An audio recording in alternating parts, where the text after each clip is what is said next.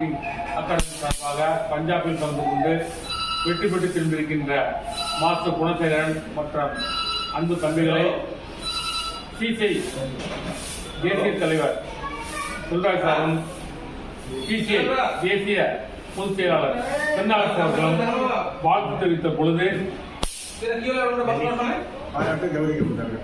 இந்த நிகழ்வை டெல்லியில் நியூ டெல்லியில் பாராட்டி அவங்கள கௌரவம் செய்த பொழுது இந்த நிகழ்வு மிக சிறப்பாக ஒருங்கிணைத்து கொண்டு போய் இந்த 3 பேரையும் வெற்றி பெற செய்த குணசேகரன் அவர்களை சிசிஐ தமிழ்நாடு இந்திய அமைப்பின் சார்பாக பாராட்டு வருகின்றோம்.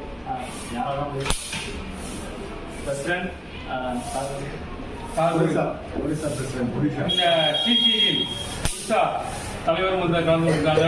அது நம்ம தமிழ்நாட்டுக்கு ஒரு பெரிய பெருமை. அது சம்பந்தமாக நம்மளுடைய செல்வராஜ் சார் தேசிய தலைவர்கள் ஒரு சில வார்த்தைகள்.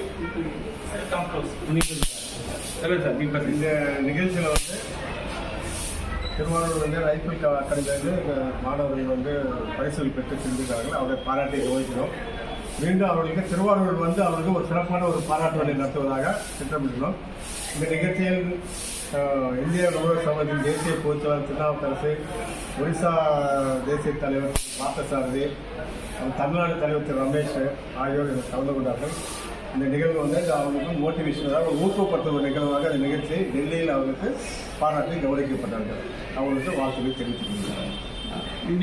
இந்திய அமைப்பின் தேசிய பொதுச் செயலாளர் அன்பு சகோதரர் சுந்தராஜ் அவர்கள் ஒரு சில வார்த்தைகள். திருவாரூர் வந்து தமிழுக்கு பேர் இருந்தாலும் கூட ஸ்போர்ட்ஸில் அது ஷூட்டிங்கில் நமக்கு வந்து வெற்றி பெற்றுக் கொள்கின்ற மகிழ்ச்சியாக இருக்கிறது. மாணவ செல்வங்களுக்கும் அதை பயிற்றுவித்த பயிற்றுனருக்கும் என்னுடைய மனமார்ந்த வாழ்க்கை தெரிவித்துள்ளேன். தேங்க்யூ.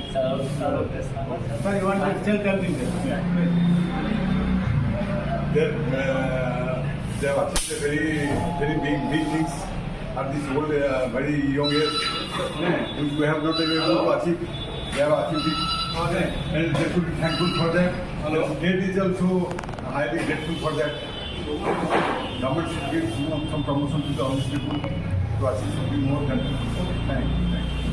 Thank you.